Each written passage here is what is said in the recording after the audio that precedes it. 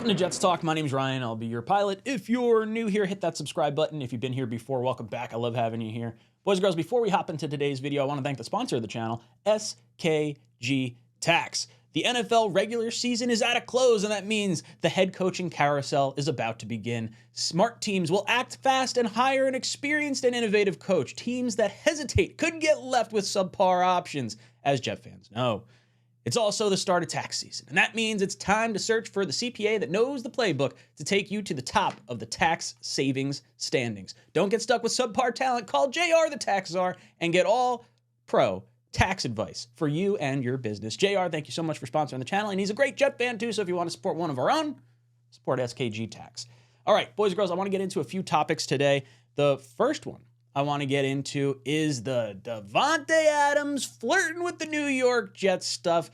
Jet fans gets all sorts of excited anytime anything happens in the Twitterverse with like the simplest of things that could be very easily explained, but we're all overanalyzing it, and I love it, and I'm here for it.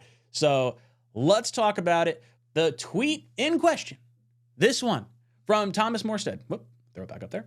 Thomas Morstead posts that he's passing the number 5 jersey on to Garrett Wilson. Garrett Wilson obviously wore number 5 in Ohio State in college, and now moving from 17 to number 5, opens up the 17 jersey, which just so happens to be the jersey of one Davante Adams. And Davante Adams liked this comment. So now fans are like, ooh, 17's available. Here we go. And look, I understand all the thought processes there. Now, Davante Adams did unlike that tweet from what I understand. So it's, maybe it was just a little slip of the finger. Maybe it was just him liking Garrett Wilson getting the number that he actually likes. Maybe there's not as much to the Davante Adams trade rumors as we necessarily think.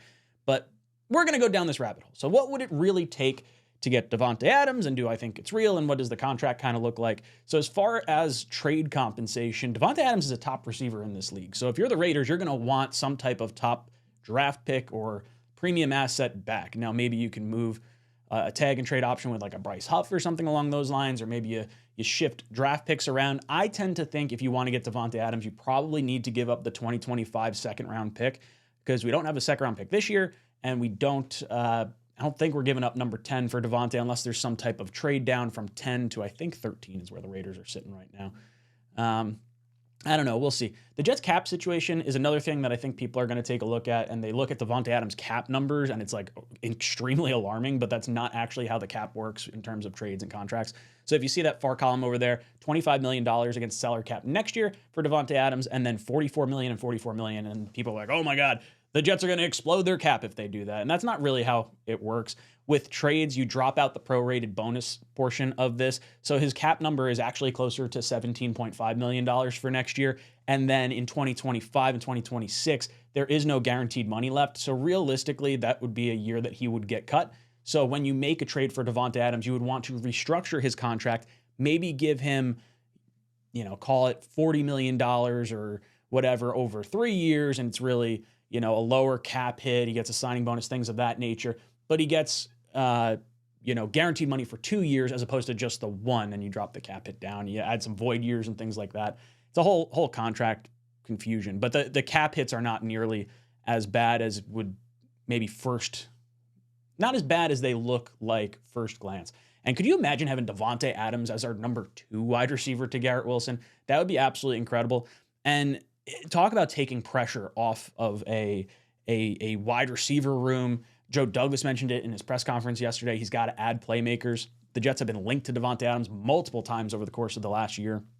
So this is going to be a really interesting story to follow as we go through the offseason. And it kind of feels like a foregone conclusion that he's actually going to be a New York Jet. The one thing that we do have to keep an eye on is the Raiders' dead cap situation. So over here, that first column is dead cap. So it would be a $40 million dead cap if they move on from Davante Adams, the Raiders. So that's a heavy cap hit. And what that is, it's the 3 years remaining on his contract of this prorated signing bonus, plus the guaranteed bonus, which is the $16.8 million. That's where you get the $40 million from. So there's some conflicts that go on with that.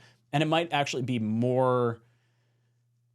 it might be an easier move for the Raiders to make post June 1st because they can save a little bit of cap space, and the Jets, they're trading a 2025 pick instead of 2024 pick. I don't know if this gets done or not, but it's going to be, there's a few hurdles to work out. And if both sides want it to get done, I'm sure it will get done. And I'm sure Joe Douglas will pay a little bit more of a premium given that he's in a hot seat year here. So Davante Adams, maybe becoming a New York Jet because he liked and then unliked a tweet.